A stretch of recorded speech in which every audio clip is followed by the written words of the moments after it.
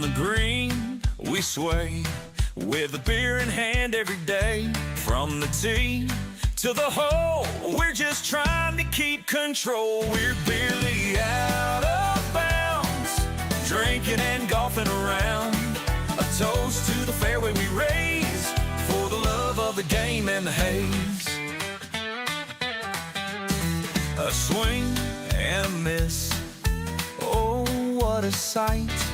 We laugh it off with delight. With each swig from the can, we're the best at this plan. We're barely out of bounds, drinking and golfing around. A toast to the fairway we raise, for the love of the game and the haze. No matter the score, we're here for the fun, the sun, the laughs and the pun. So here's to good times and great friends we found in this game where we're barely out of bounds. So grab your clubs and enjoy your brew. We're here to make memories come true in the world of golf and beer. We're barely out of bounds. Cheers.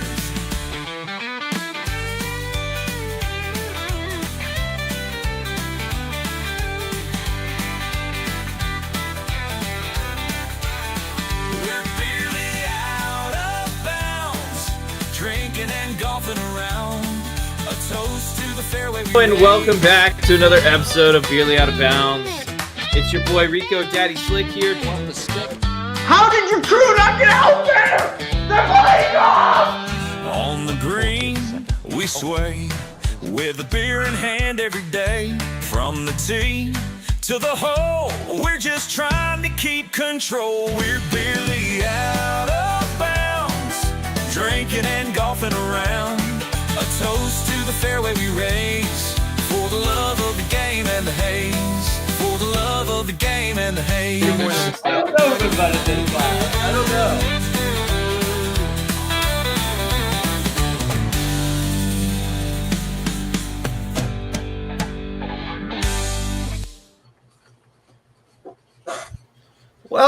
Welcome everybody to the Barely Out of Bounds podcast. I'm your host Zane Smith, and with me this co-host is always Zachary Smith. Zach, how are we doing tonight?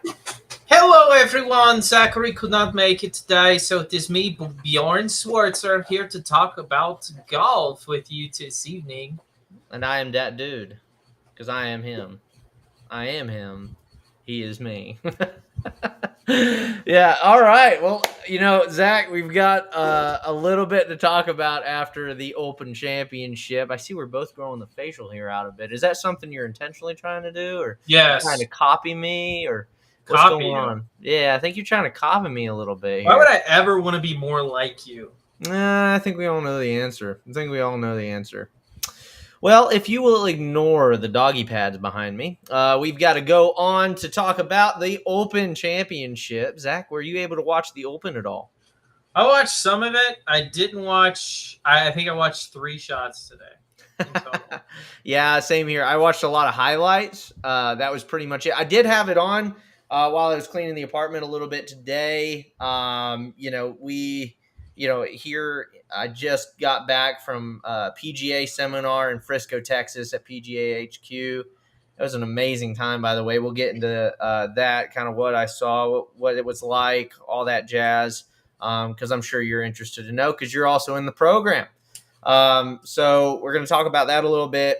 But first and foremost, the Open Championship. I was able to watch Scotty just run away with it while I was working. The tournament did finish up while I was on the road to my practice round. Me and Zach are both playing in practice rounds for the Georgia Open. Not practice rounds. We're playing qualifiers for the Georgia Open this coming week. Mine's on Monday tomorrow. Zach's is on Tuesday. Zach, where's yours at again? Mine's at Oak Mountain in Carrollton, Georgia. There you go. He's in Carrollton, and mine is up in Cartersville. Both start with C's. Both very different directions. They're not that different. They're pretty different. And so I'm going to be driving an hour and 13 minutes. Zach? Mine's about an hour and 30. Ooh, ooh, that's a lot. It's about So, 2 hours from work. So yeah, I really thought about getting a hotel room. Of course, I didn't get my PGA seminar paid for, so that put a damper on the old checkbook. But that's neither here nor there. that probably would put a damper on the checkbook. It does, very much so. So going back to the Open Championship, Scotty ran away with it. Zach, your thoughts on how the Open Championship went this? I think around? here's the thing. I think if there's good weather and Scotty is playing like Scotty, I don't think he's beatable in any event. I right totally now. agree with you. I think that the defense for the Open in years past has been poor weather conditions. We didn't get that this week. We got a couple small periods of rain, not super heavy wind. And so you get the best ball striker on the planet, and arguably, and I'm going to say it's going to be a little controversial, he might be the best ball striker of all time. That's not. I don't know how controversial that would be. Why would that be controversial? I think he might be a better ball striker than Tiger was. Zach, of course, he's a better ball striker than Tiger was. Okay, He's better tee to green than Tiger was. Tiger was a far better putter. He was. That's what makes the difference between the two. Honestly, that is the gap. Yeah. That is the gap, and it's a gap one way or the other, right? Tiger was Yeah. better closer to the hole, right? Yeah. Scotty is far better farther away from the hole. Tiger, not the best with the driver.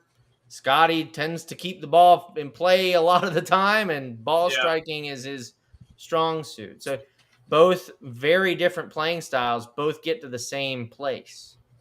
You know what I mean? Yep. So, but I mean, I just think right now, he's obviously the best player on the planet. I think right now there's no one really that close. mm-hmm. Rory's number 2 in the world. He's not close. Bryson is not close. John Rahm's not close. I'm trying to think of other big names. No, you don't need to think of any more big names. It's just not close. It's just not close. Yep. So real quick, just to kind of put a pin on that, but just kind of to bolster the little thing there. Let's take a look at data golf. So this is what I show everybody whenever we talk about Scotty. So I'm going to go ahead and talk about that real quick. If you guys will take a look at this, right? Let's take a look at this together. There you go. Thank you, Zach. Mm-hmm. So if we take a look at this right here, I just want everybody to pay attention to this top spot. Obviously, it's Scotty Scheffler. We all know this. Now, let's look at the DG index. So basically how they do is they look at their strokes gained per round. Okay, this is based off of the field. Obviously, it's a little skewed because of the field they play. Different fields, different strokes gained, obviously. But it's obviously it's got to be pretty accurate because they're all playing each other, and especially in these majors and other events as well, Asian Tour events, stuff like that. Zach, I want you to look at the difference between that top spot and the second spot. Yeah. It's night and day. Everything else is pretty close down the list. That's almost an entire stroke. I believe at one point it was an entire stroke. That's an entire I wish stroke. I could scroll down, but it looks like almost an entire Harris English is between John Rahm and Scotty Scheffler. They play, but here's the thing I want to just get this across to the audience. They play 4 rounds of golf in tournaments. Mm-hmm. 4 rounds of golf in majors. That's 4 shots for the tournament. Scotty is essentially 4 shots better, like 4 strokes better tournament-wise than the next best guy. And how many did he win by this weekend, Zay? 4. I was like, it's just kind of funny how that works. Yeah. You know? So that's what I try to tell people. And then you look at the second spot, and what is that? Hundredths. 1/100th of a difference between John Rahm and Rory McIlroy. Yeah. So this is just, obviously it's a fair fight. They all get to play, they're all playing the same balls, they're all playing the same equipment, blah, blah, blah. But like whatever Scotty has figured out, man, I need some of that, and you need to It inject works. that. You got to inject that into my veins Whatever as quickly he's as doing, possible. it works.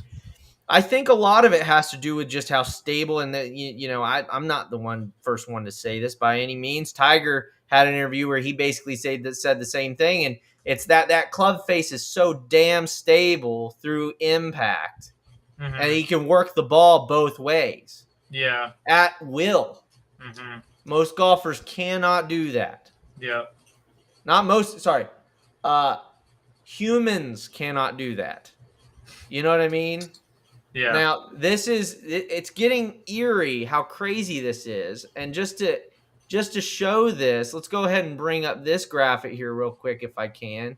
Let's bring up this real quick graphic here. So, Zach, do you know how eerily similar this is to Tiger Woods? How eerily similar is it? Well, let's share this tab. Bleacher Report. Days between Tiger Woods' first and fourth major wins. Zach, how many days? 1,197 days between Scotty Scheffler's first and fourth major. 1,197. This is crazy. I mean, so the only major he's missing is a U.S. Open, yeah? Yeah. And here's how crazy it gets. Guess when the next U.S. Open Sunday is? Scotty Scheffler's birthday. You can't make this stuff up. Sometimes I think Sometimes I think you say that, but look at that. Yeah. So I don't know. I think you might be right. I think this might be a whistling past the graveyard moment. Like same thing everybody did whenever it was Rory, right? Rory. Yeah, but Rory was like the next big thing, but he was never the next Tiger. Like he wasn't winning tournaments like Scotty's doing right now, ever. That's true. He was in contention every week. He was in contention every week, but he wasn't winning half the tournaments he plays in almost, it feels like. Does that make sense? Very true. No, very true. Very true. But he was dominant. He wasn't almost a full strokes gain no. the field. No, if data golf existed at the time, it would have been hundredths between the first and second. It would have been hundreds, for sure. No, without a doubt. Without a doubt. So I just think it's crazy how that works out, how crazy. It's just sometimes it does feel like we're living in a simulation. But I believe in God, so that can't be the case. Anyway, so unless God made the let's take a look at this real quick. So this is Kyle Porter, our favorite Kyle Porter.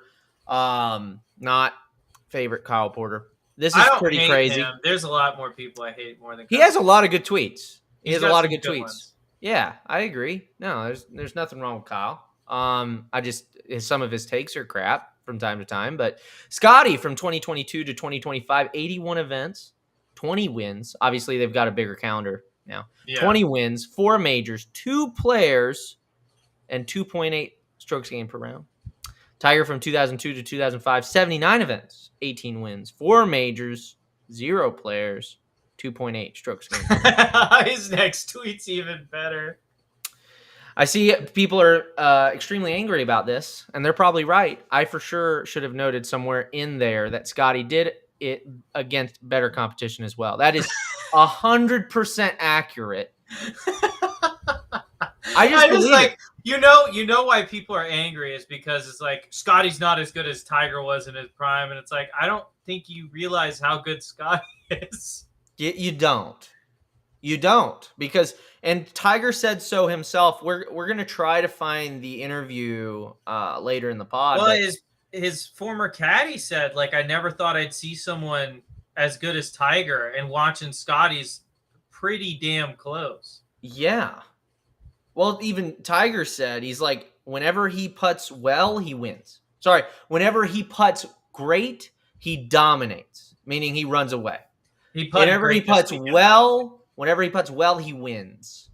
Whenever he putts okay or not so good, he's in contention. Yeah. You know what I mean? That's a crazy statement. Yeah. How crazy is it that you can putt not good or even okay in the PGA Tour and still be in contention? Does that flip the old narrative on its head? Drive for show, putt for dough. No, not for the average golfer. It doesn't, for sure. For the average golfer, I think that's you'd correct, agree. yeah. I think you'd agree with that. Yeah. But it does at the big level, at big leagues, absolutely it does. And I don't think it's drive as far as drive far as much as it's drive straight. If you take a look at JJ Spawn, you hit fairways, and you keep it in play, and then you hit greens. And that's how you win. That's how he gets such good strokes gained off the tee to green, is because he's so good at keeping the ball in play, so good at his approach game. You know what I mean? And then look at Kyle Porter's follow-up. This is his last follow-up to that. But for real, the first tweet captured both of their age 26 to 29 seasons, where Scotty has arguably been just as good as Tiger was. Obviously, Cat was eons ahead from 21 to 25, which is true. But again, there was a lot less competition back in the day. Yeah. There was good competition at the top. Not going to say there wasn't. Yeah, Phil Mickelson, Jim Furyk. Yeah, there was really good competition at the top, but as far as depth, I think we can both agree the game of golf has grown. Yeah. Same thing as Live. We've talked about this. You take the bottom piece of Live, they're going to get trounced by the bottom tier of the PGA Tour in any week of the event. Any event week. They're going to beat out the lower tier. The top tier is where there's going to be more parity. Yeah. I think that goes without saying.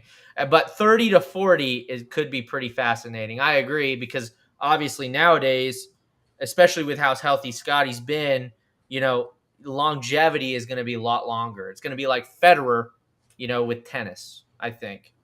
Would you agree with that, Zach? I was thinking about that the other day, how long Roger Federer was so good for. Yeah, it's because he kept his body good. He kept healthy. He ate the right things. Same thing as Tom Brady. I mean, I would never advocate the vegan diet that literally anybody. Of course, I'm not a trainer or a dietitian, but somehow Tom Brady was able to maintain his health off of a vegan diet. I don't even know how you do that. And he was able to maintain such a premier level. He was able to maintain. Obviously, he couldn't throw nearly as far later in his career, but he could still throw far. He couldn't throw as far, but he could still throw farther than like me. You know what I mean? I would hope so. He's an NFL quarterback. No, that's what I'm saying. Like, it's still amazing that he was able to keep that for so long. Okay. Anyway, I know you don't like Tom Brady, Cope, but there it is. So anyway, Zach, what are your thoughts about all this? Do you have anything to share? I feel like I've added all I can to this conversation. All right. Well, we're going to go ahead then to I just wanted to get into this interview real quick because I thought this was, something that went very viral. You had some people trashing it. You had some people liking it. Let's see what I have a moment also later coming up that went viral.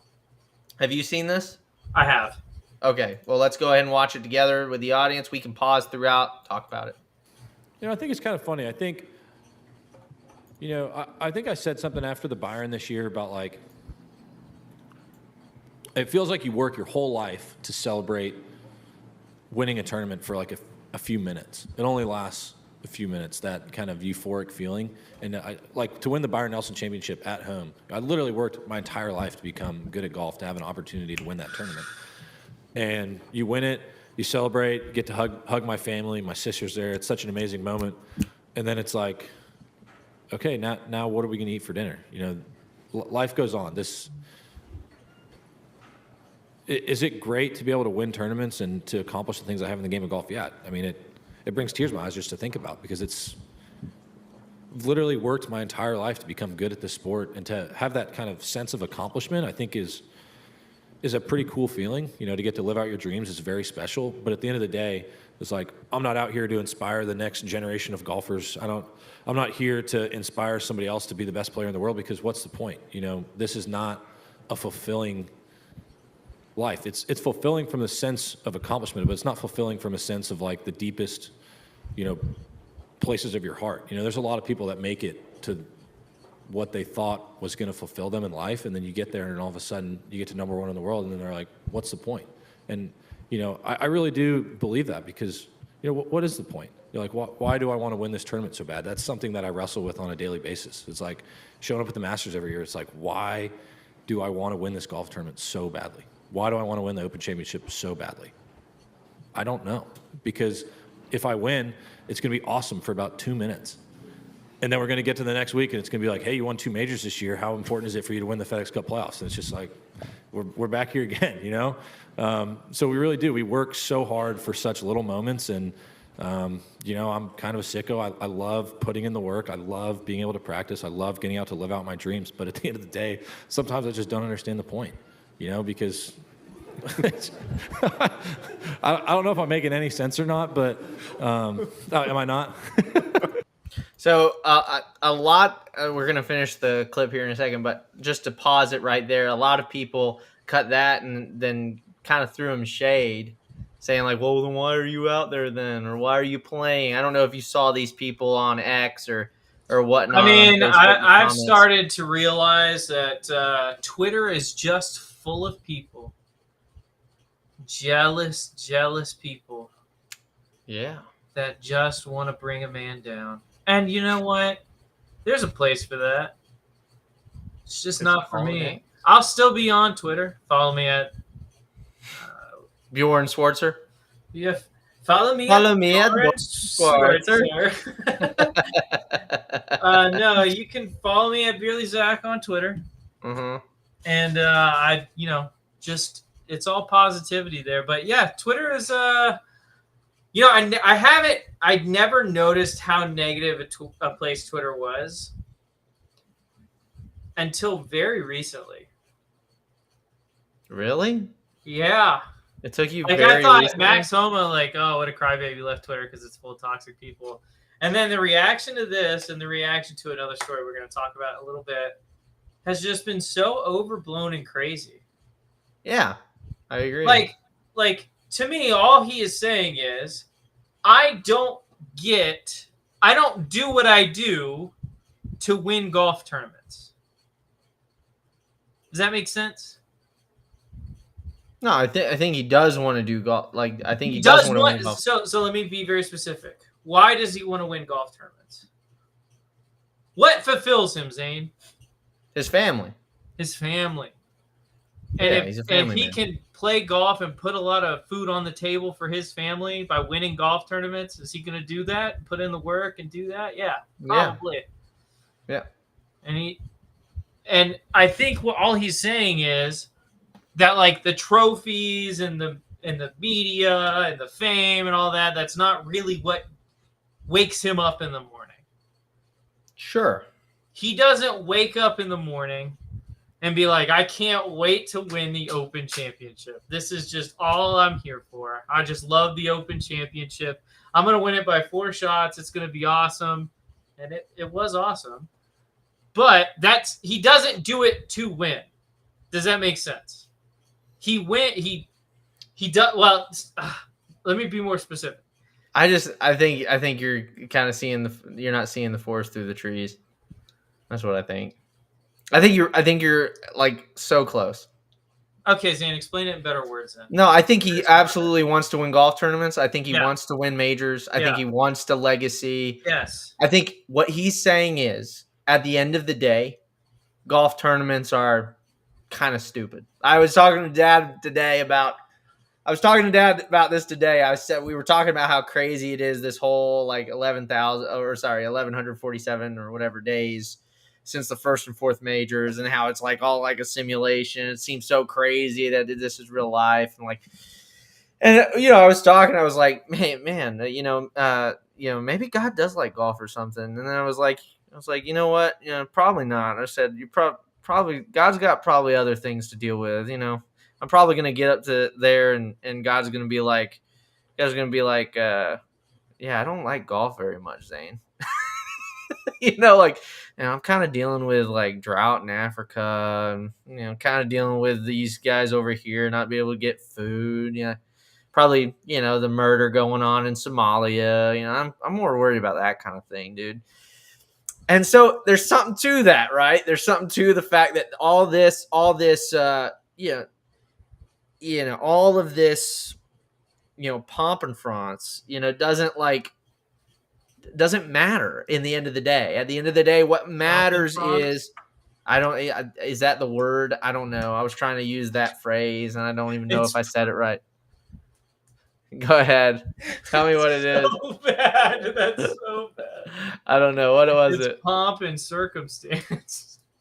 No, there's another thing. No, there's another thing. Yeah. No.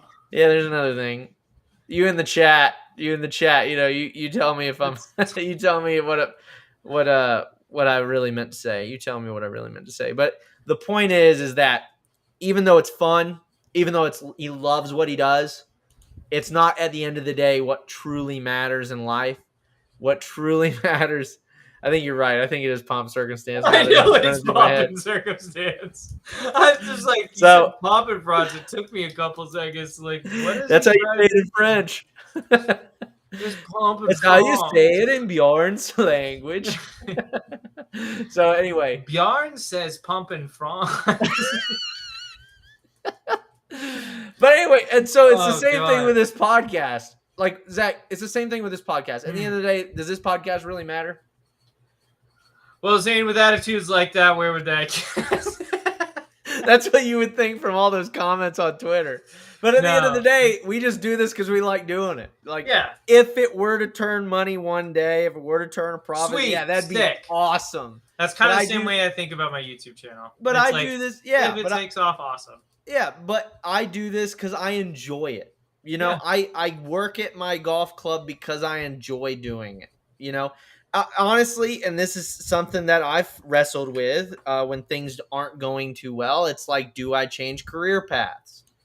If it came down to that, what really matters is that I find a girl that I love. I have children that I love and grow a family. Like, that's what matters to me. Yeah. And so what he's saying is these are great. Like, these challenges are awesome, but at the end of the day, it doesn't really matter. I think somebody has found the book of Ecclesiastes. I think he's doing Bible through a year, and he's in Ecclesiastes right now. That's what I think is going on.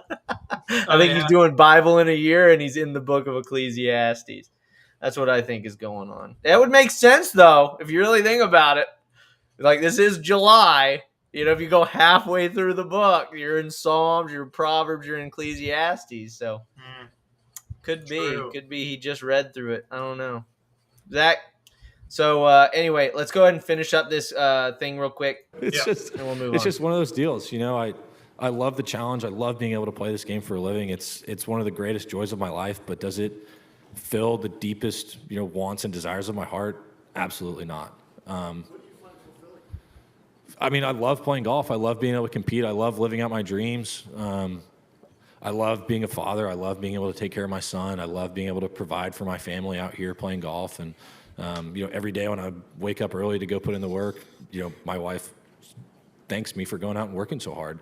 And when I get home, I try and thank her every day for taking care of our son. It's just, that's why I talk about families being my priority, because it really is. I'm blessed to be able to come out here and play golf, but if my golf ever started affecting my home life, or it ever affected the relationship I have with my wife or with my son, that's going to be the last day that I play out here for a living. This is not the be-all, end-all. This is not the most important thing in my life, and that's why I wrestle with, why is this so important to me? Because, I would much rather be a great father than I would be a great golfer.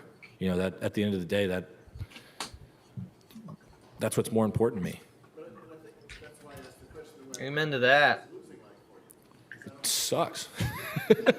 I hate it. What is losing like for you? I really do. That is, and I think that's why we try to work so hard to not lose. But golf's a game where you just lose a lot more often than you win. Yeah, that's just a simple part of it. In basketball or football, when there's only two guys out there, you can win a lot more than you lose. I know a guy that's never won. I think I was looking at stats. It was one of the best tennis players. It might have been Federer or Djokovic or somebody. They only won. I think the only time I won a golf tournament, I think it was back in middle school. I think it was back in middle school. It was the only time I ever won a golf tournament. I think you've won. No, you won in high school at When? River Greens. No, I didn't. In a playoff, yeah. Oh, I did win one golf tournament at River Greens. Yeah. I did in a playoff. I know guys- Same course. I also won in a playoff, but that was for second.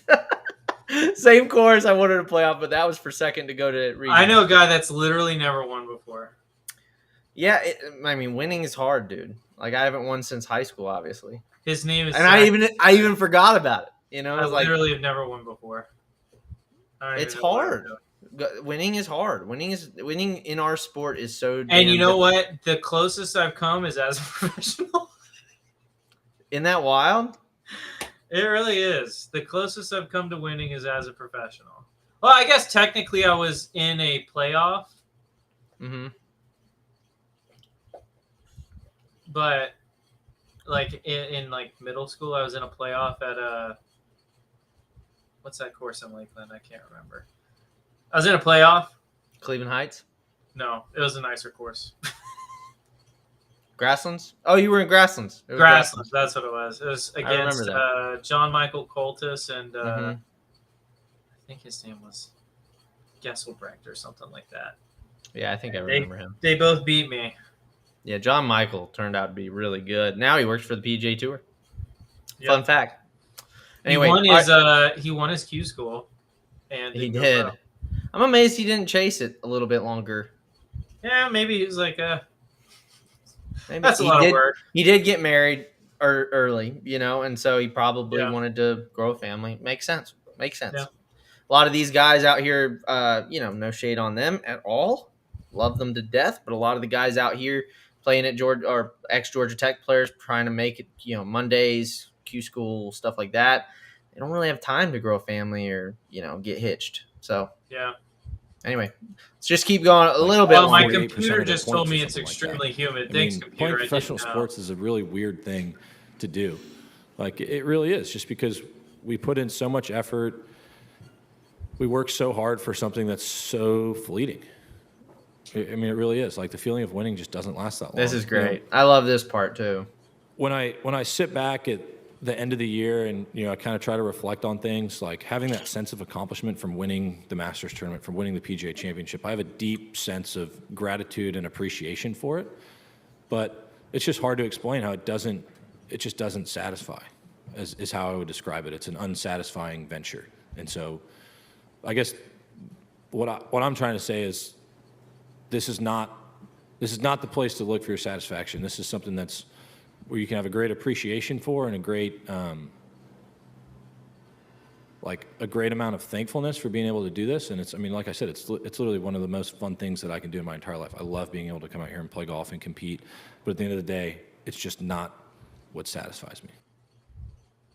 There you go. So I think the hate that he's getting from the hate that he's getting from all this is just insane. Yeah. Personally speaking, I think it's wild how you can take that answer and condense it down to he doesn't really love golf. I think that's insane. He Yeah. doesn't really.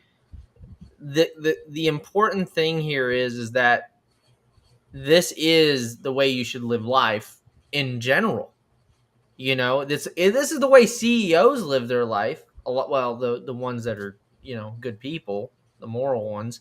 But this is how a lot of successful people live their life, is they live it with obviously gratitude, right? But they also live it because all of these little things are just so fleeting. They don't really matter at the end of the day. These are what the happiest people live like, So Yeah. Anyway, I hope that sits with people. People, This use is a it. thoughtful podcast. Thoughtful podcast. That's all we're about here at Beerly OB is thoughtful stuff. All right, do you have anything else you want to cover before we No, get into hit something me. you're gonna hate? Hit me, baby. All right. baby. All right. So, big news on Twitter this week. We're going to continue on the hate train. We're going to talk about Grant Horvat. Oh, you texted me about this. I want to know. I want to be informed. Inform me, Father. I would love to inform you. It's one of my favorite things to do. All So, right. Grant Horvat Tweets. Unfortunately, I will not be playing in a PGA Tour event. This is I did see this. he was invited by a sponsor out to the Barracuda.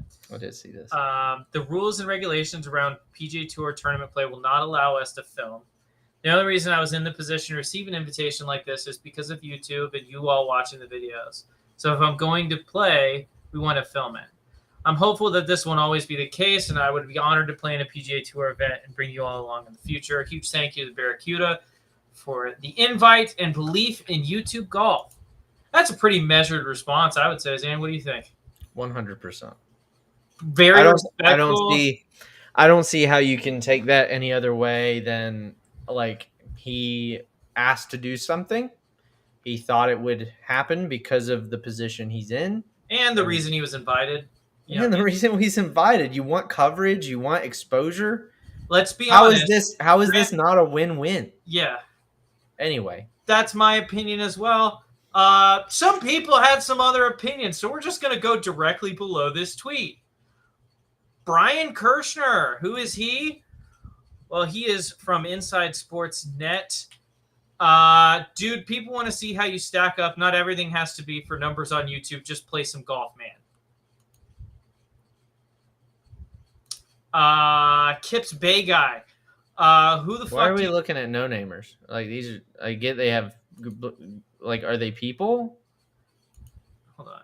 He literally has hashtag deport Zoran in his profile. I'm pretty sure he's Do fake. not come for my coach, dude. I swear. Do not come for what? My coach. Who's your coach? Zoran. No, he's talking about deport. Oh. It was a joke. Yeah, I got you. I'm in it. I'm in the inside baseball now. I just don't like the rare Grant L. Tell me where the L is, because I can't find it. Love Grant's content, but what a effing idiot. Literally, every one of your fans would love to see how you perform in a PGA event and get some highlights. Follow you. Not everything needs to be for your YouTube channel. Of course, the PGA isn't going to give you filming rights. He's not asking for filming rights, by the way, for the people that aren't aware. Then it became a narrative that he was upset that the PGA Tour didn't allow his quote-unquote film crew to follow him around. His film crew is one guy with a DSLR camera, saying. Yeah, I know.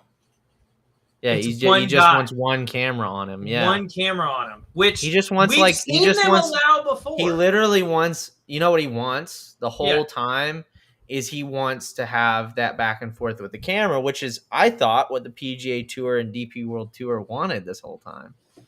I thought they wanted those in-round interviews and crap. The crazy thing is, Zane, listen, I know you don't watch YouTube golf. I do.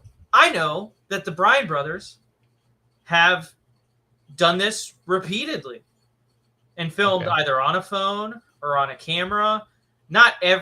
Sometimes it's every shot, but most of the time it's not every shot, but they get a little back and forth in between holes or they'll talk to the camera or they'll have the camera guy talk to the camera about what he's doing and where he's at, blah, blah, blah. You'll see some of his shots.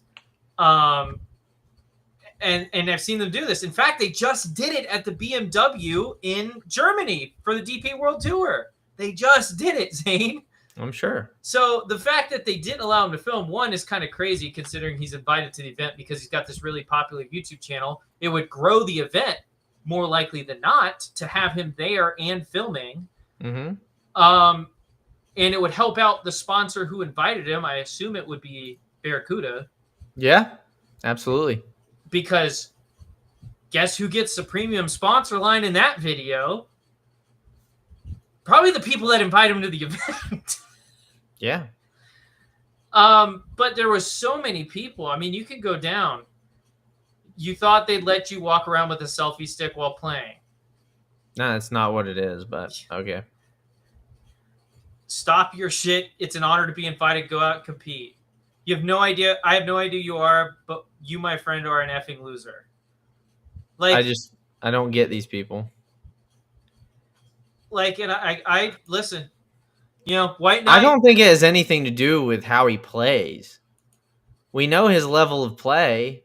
We've seen it. Yeah, he's Like all these people saying you're just scared you can't play against the pros. It's like he it's plays against pros in those videos all the time. Bryson, Rom, yeah. Bill. We know he's not. Like, We we know he's know not a PGA Tour level golfer. no, and But it'd be more cool to see what he importantly- shoots. But more importantly, Zane, he's not trying to be. Yeah, He has come out and said, "I'm not trying to be a pro golfer. I want to be a YouTube golfer." yeah, And if being a YouTube golfer gives me opportunities to have some awesome experiences, that's great. yeah. But that's what I wanna Scotty do. told him. Scotty told him he's like, go out and play. Yeah. Scotty told him go out and play in the event, in their little video. Yeah. Because he was telling Scotty, he's like, well, they offered me this. It's like, what should I do? And Scotty was like, do it. Well, Now here's the thing. Here's the thing is that he should only do it if he feels comfortable with the terms. And yeah. if he's not comfortable with not filming, again, I think it's a win-win. I don't see how it's not a win-win to film it. And it's not live. He's not filming it live. Well, exactly. And not only that, he's not filming every shot. He's not getting the filming rights to other golfers. It's for him yeah. and his group. Yeah. And he's only got one guy filming, maybe two, maybe. But it's one of those things where I just don't see the problem with this. Yeah. So it's not evident to me. It's not evident to me either, because it's not like his YouTube channel would be pulling views from the Barracuda. Yeah. Because this content would probably come out a week to 2 weeks after the event. But think about it this way. Grant knows how good he is. Yeah. If he played his best golf over 2 days, he may make the cut. Yeah. Maybe. Absolutely. But if he doesn't, then he's going to miss a cut, and he's going to spend money on a flight, and he's going to spend money on getting in the event, because even though it's a sponsor's invite, he still has to pay the entry fee. Yep. So he is being asked to put in money and time and effort into playing in this event, and if he's not allowed to film, he's getting no return. Yeah. There's no return on that investment for him, because he knows where the level of his game is at. And he knows it doesn't stack up against PGA Tour professionals because it's not intended to. Yeah. So I thought that whole situation was utterly ridiculous. And there were a number of golf writers that came out and criticized him for this decision. And I was just like, you guys just don't get it. Clearly. And you got to remember, this is the same tour who just literally slighted one of his buddies. Yeah. I mean, not for super friend. I mean, I don't know how friendly they are, but I'm guessing they're pretty good friends. Wesley Bryan. Bryan. They're very good friends. So I understand it. the thing is, they just almost like their fourth brother. so they literally just slighted his buddy. I don't see this as an unreasonable ask, and I don't see why he should feel like he has to do that or has to play in it. I said from the get-go, I think it's stupid that he was offered an invite anyway. But I think it's 100% stupid that the guy who's supposed to bring exposure to the event can't bring the necessary exposure to the event. Well, and I think that's pretty wild. Something that I talked about. I think it doesn't make sense. When I was having conversations on Twitter about this, it was something I talked about a lot, where a lot of the times the tour and the sponsors that sponsor the tour and give it money and stuff aren't on the same page with what they can do to help promote events, to help promote a certain sponsor. Garrett Clark talked about it on his interview with Bryson about how he was playing in a Pro-Am, and they filmed a whole video with the pros that he was playing with. And the pros were like, this is going to be great for exposure. I can get my name out there. People get to see me hit shots and blah, blah, blah, blah, blah. And the PGA Tour, they edited it and everything, ready to upload. And the PGA Tour told them no. Mm-hmm. This is a Pro-Am, Zane. I know, dude. An unfilmed Pro-Am. There is no cameras on the course. I'm telling you. Doesn't make any sense. And then, worse than that, he just posted a video of his own swing on Instagram that same week.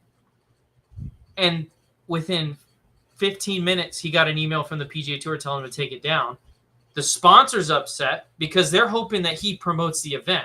That's the whole reason he's there, is because he's got a massive following and he can help promote the event and, more importantly, the title sponsor of the event. Mm-hmm. And I'm telling you, the lawyers are the problem. I think if we could, and I'm not advocating violence at all, but if we could just deport all the lawyers in the United States, for those of you, you know who I'm talking about. Like, obviously, like, I'm not saying lawyers actually are just bad people. I'm not saying that at all. But I'm saying if you could deport one profession and make the country significantly better, it'd be all the lawyers. Just saying. Just saying. You know? But I mean, it's that whole situation was ridiculous. I wanted to talk about it a little bit because it was a very hot topic on Twitter and or X as it's now referred to. And then, of course, Bryson having a bad day one at the Open. So people were saying, oh, it's a horrible. Oh, my God. Did you see his comeback? Yeah. Oh, well, his comeback. Yeah. He finished T2. Yeah. Wait, did he actually finish T2? Yeah, dude. 9 I didn't see that. He must have gone crazy on day 4. Insane, dude. That's nuts. Oh, God. I did not see that. Yeah, but dude. people were talking about, oh, bad weekend for YouTube golf because Bryson had a bad first day. You know, like people just, like that's what I'm saying. Like Twitter, like more than anything this week, especially with the Scotty stuff included, and then this, it was just like Twitter is just a cesspool, dude. It really is. I think it's all social media though is a cesspool. You should see some of the posts I see on Facebook all the time. You know. I don't go on Facebook. Yeah, well. That's stay probably off for the best. Mostly Instagram. Probably for the best. I do think Twitter has, what it's doing is it's pushing the things that you're going to engage with. I think the algorithms probably need to be changed, honestly. I think that a lot of that is kind of driving that kind of hate-filled comments and stuff like that. And that's what needs to change. But other than that, I think it's just people being people. I think people are like that whenever you talk to them on a daily basis, honestly. See, I don't. They are, though. If you get into – I'm telling you, I guarantee you get in the pro shop, you open up with a conversation about Scotty's interview, I bet you get like 5 different opinions. Somebody's calling him an idiot. That vitriol. Someone calling him stupid. Someone's calling him a dummy. Someone's saying it's that not he doesn't have the work ethic. It's not going to be that vitriolic. Yeah, I think you're right about that. I actually am sympathetic with the idea that, again, I don't know why we're getting off into the weeds here, but like, I'm actually sympathetic with the. I'm sympathetic. I'm sympathetic with the idea that social media we shouldn't allow anonymity. I'm sympathetic with that. Sympathetic with the idea. I don't say I like it. There's a lot of problems with it. I am sympathetic with the idea because I think a lot of people are hateful because of they have that mask. They have that anonymity. Yeah. Probably. Yeah. So probably. Now I'm not again. But that was still what Zane. That wouldn't get not rid of advocating it. I'm sympathetic to it. That still wouldn't get rid of people like Dan Rappaport and Brandon Chambly and Eamon Lynch. I'm just saying I'm willing to put my face on my opinions. You know, I think everybody should be willing to put their face on theirs. That's fair. I don't necessarily agree with you, but I don't necessarily agree with me. You could ask me in a week. My opinions are not my own. No, you could ask me a week from now to have a different opinion on that one. That one I'm not firm on. So not firm on.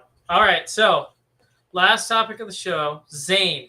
Big day for you tomorrow. Georgia Open qualifying. Yeah, Cartersville Country Club. How you feeling? Feeling pretty good about it. I got to play the practice round today. Played with some good guys. I think that course, somebody's going to shoot 9 under. I've heard it's pretty attackable. I don't think I'm going to shoot 9 under just by how I hit it today. I'd love to. Yeah, I'm not going to go in with any expectations. But somebody's going to go low. Now, Okay. there's 7 spots. There's 5 alternates. So, obviously you're trying to get into at least that second alternate position. Mhm. They accepted more than that last time from Chattahoochee, by the way. So, hopefully get in. Doing that's 10% of the field because there's about 72 players. Mhm. So that's 10% of the field. I already know of one that dropped out. So hopefully we'll get things done. I'm feeling pretty good about the game. You don't need to hit driver off the tee there. So if driver's a little squirrely in the morning, I'm just gonna hit 3-wood. I hit 3-wood pretty good, pretty straight. And even with 3-wood, you can birdie those par 5s. Now Okay. you probably can't eagle them, a lot of them with the 3-wood, but you can birdie them. Yeah. And a lot of those holes, you just don't need the driver. So it depends on how I'm hitting it. It's Yeah. a little narrow at times. So if I'm hitting it well, driver's going to be the play. If I'm not hitting it well, 3-wood's going to be the play. Hit hybrid off a couple of tee boxes on specifically the par 4s that dogleg a lot. Mhm. But it'll be my own fault if I don't make it because it's not a hard course. Gotcha. It's not a hard course. I don't even see how you can, even with pin placements. Obviously, Yeah. you can make any course harder. Mhm. Even with the pin placements in certain positions, I don't see it being that tough of a task. So Okay. anyway, Zach, you have it on Tuesday. I do. We will film on Wednesday after we both make it. How are you feeling? I don't know. Driver and off the tee game right now is as good as it has ever been. That's good. I'm Yeah, I saw hitting- you hit some shots. So Hitting almost every fairway on every hole that I play. nice. The ball striking and approach game, it's amazing if I have a short wedge in my hand.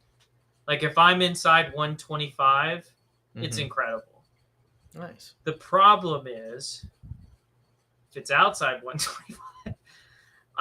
So the good thing is not only is my approach game with my wedges good, my short game is incredible right now. Yeah. I shot 1 under today, played 18 holes in my last 18 hole round before my qualifier. Mm-hmm. Mostly tomorrow I'm going to try and find a way to just figure out some yardages for clubs. Yeah, that's a good move. Not really playing tomorrow. Shot 1 under, and I think I hit 6 greens. Nice. Made 1 bogey. Good. So the short game's there. With the approach game, I'm not sure what's going on. I think it's just not knowing the distances on some clubs. Mm-hmm. And then my 1 bogey today was on 1 silver. It's my first hole of the day. It's the one mishit tee shot. I wanted a driver to cut, and it went straight. And so I had to pitch out and then hit a 200-yard shot. I blocked it a little bit. But all in all, the course I'm playing for the qualifier is tough. On almost every hole, there's a chance to take a big number because of how much OB and how much hazard is out there. I remember you telling me that.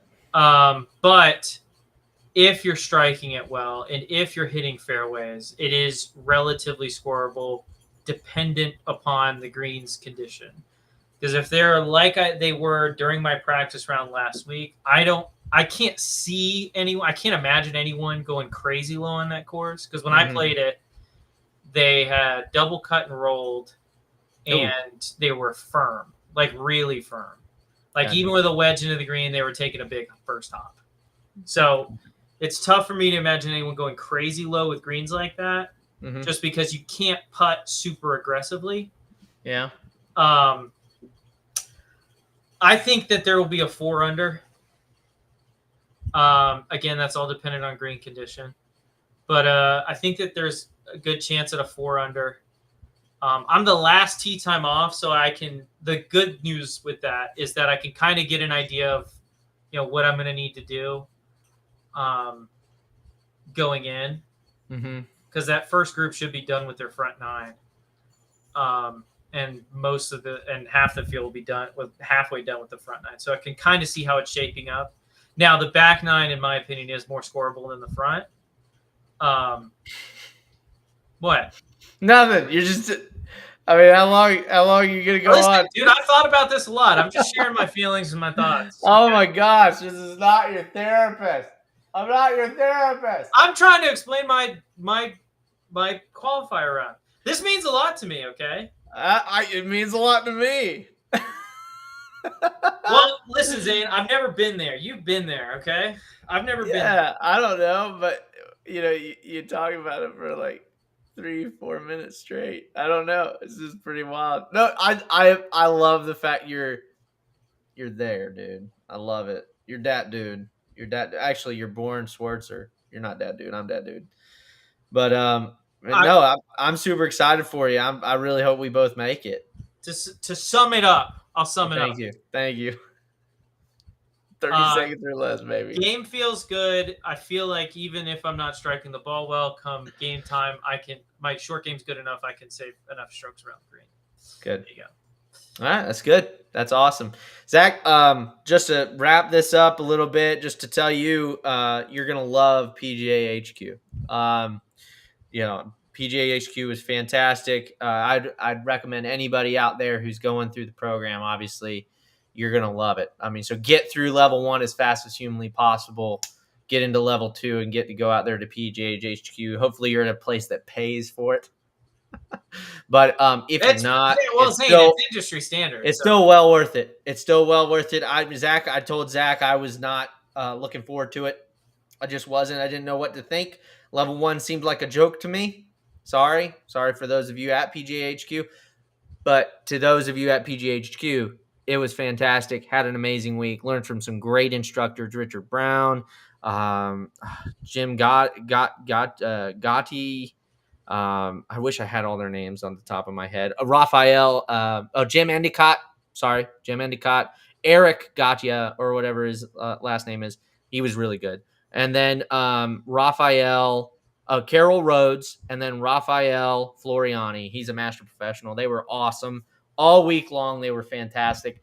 You've got to go out there and do it. So, all right, that's it. That's all I got to say. All right, thank you guys for tuning in for this was supposed to be short episode of Barely Out of Bounds. We'll be back on Wednesday to talk about the upcoming tournament and to talk about how we did in our qualifiers and how excited we are to buy an Airbnb at Dalton, Georgia, and spend 4 I'm days. not buying the Airbnb. I'm not. I think our parents are. Oh. I think our parents are. I don't know if they. If they don't, we are going to have to. So if they don't, we will. So anyway, all right. But anyway, thank you guys for watching, listening, tuning in. We will see you guys in a couple days. Wednesday.